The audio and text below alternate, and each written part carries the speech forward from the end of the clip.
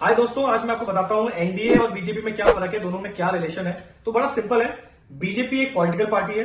Bharatiya Janata party जो 1980 में आई थी, अटल बिहारी वाजपेयी जी के थ्रू शुरू करी गई थी। ये एक पॉलिटिकल पार्टी है जिसकी अभी करंट में 12 स्टेट में चीफ मिनिस्टर्स हैं। और अगर आप कांग्रेस देखें तो 3 स्टेट में कांग्रेस के चीफ मिनिस्टर है। और उसके बाद आता है आपका अरविंद केजरीवाल की सरकार, आम आदमी पार्टी, जिनकी 2 राज्य में सरकार है। तो बीजेपी 12, कांग्रेस 3 और अरविंद केजरीवाल की सरकार, आम आदमी पार्टी की सरकार 2 स्टेट पे है। और बाकी सब लोगों की जो रीजनल पार्टीज है उनकी अपने अपने स्टेट में सरकार है। तो एनडीए का फुल फॉर्म क्या है?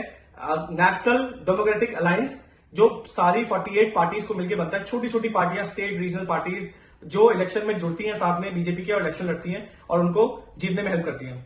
होता क्या है दोस्तों, बहुत बार जो बड़ी पार्टीज होती है कुछ एरिया में बहुत अच्छी कवर होती है और बहुत कुछ एरिया में बहुत अच्छी कवर नहीं होती है। तो वहां की स्टेट रीजनल पार्टीज कंबाइन कर लेती हैं नेशनल पार्टी के साथ और मिलकर इलेक्शंस लड़ती हैं।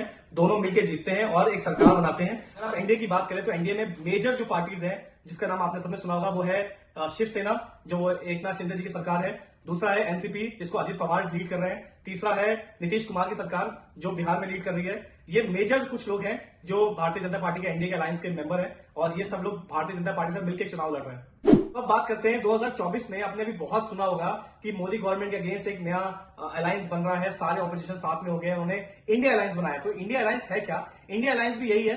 सब पार्टीज, सारी ऑपोजिशन पार्टीज जो मोदी जी की आइडियोलॉजी को सपोर्ट नहीं करती हैं, उन सब ने अपना एक फॉर्म बना लिया है और ये सब लोग इलेक्शन लड़ रहे हैं उनके अगेंस्ट एक पार्टी बनके, ताकि आपस में क्रॉस वोटिंग ना हो। एक्चुअली अलायंस होता क्या है, मैं को थोड़ा सा और डिटेल में बता देता हूं।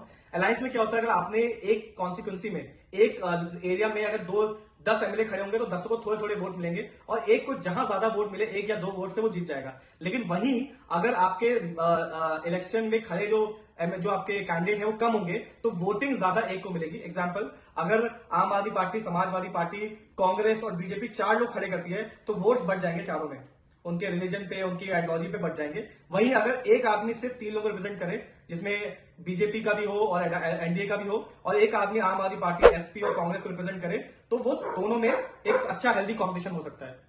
तो मैं आपको बताता हूं इंडिया अलायंस में मेजर पार्टीज कौन कौन सी हैं। पहले आती है आम आदमी पार्टी, जिसको अरविंद केजरीवाल जी लीड करते हैं। उसके बाद लालू प्रसाद यादव की पार्टी आती है, उसके आरजेडी, उसको तेजस्वी यादव लीड करते हैं। फिर समाजवादी पार्टी, अखिलेश यादव जी लीड करते हैं, वो भी उसमें आती है।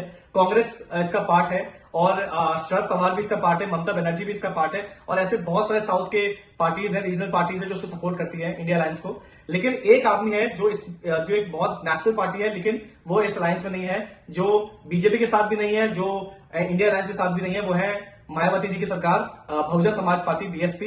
ये अकेले चुनाव लड़ रहे हैं, ना ये इंडिया अलायंस के साथ है, ना ये एनडीए गवर्नमेंट के साथ है। ये सिंगल ही चुनाव लड़ रहे हैं। तो ऐसी और इंफॉर्मेटिव वीडियोस के लिए आप मुझे फॉलो कर सकते हैं।